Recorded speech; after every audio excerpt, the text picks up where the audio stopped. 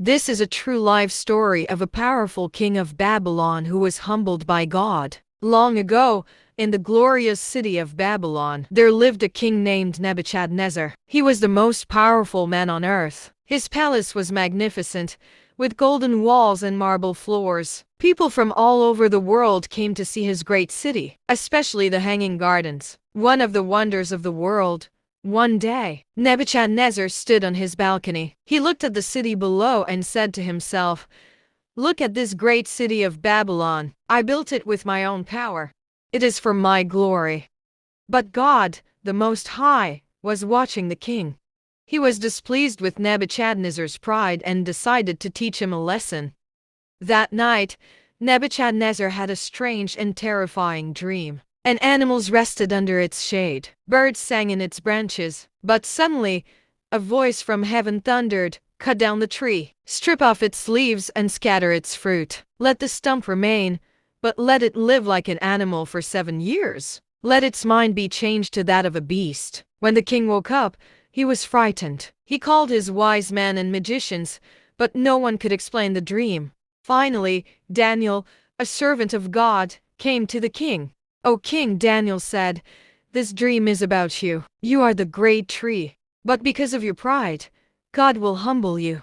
Repent now, honor God, and he may show you mercy." The king listened but soon forgot Daniel's warning. 1 year later, Nebuchadnezzar was walking in his royal gardens. The sun was shining, and the fountains sparkled like diamonds. "Your kingdom is taken from you. You will live like an animal until you know that the Most High rules over all." In an instant, Nebuchadnezzar's mind changed. He fell to his knees and clawed at the ground. His servants screamed as he began growling and crawling like an animal. He tore off his royal robes and ran out of the palace gates on all fours. Nebuchadnezzar fled into the wilderness. The great king, once dressed in fine robes, was now covered in dirt. His hands and feet became calloused as he crawled over sharp rocks and thorny bushes. His golden crown was left behind, and his hair grew long and tangled. His fingernails turned into claws. The forest was wild and dark. Nebuchadnezzar wandered, eating grass and leaves. When it rained,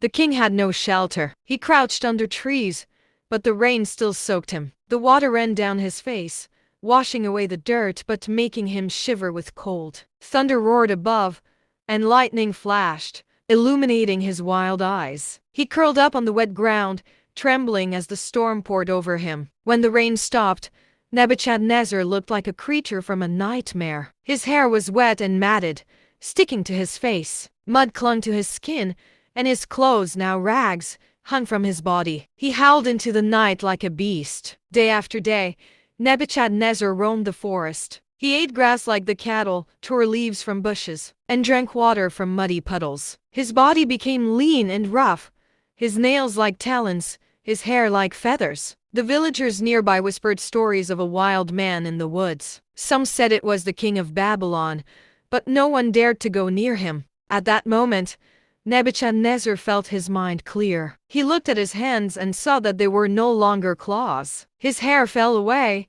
and his skin became smooth again. He stood up for the first time in 7 years. Nebuchadnezzar returned to Babylon, humbled and changed. When he entered the palace, his servants were amazed.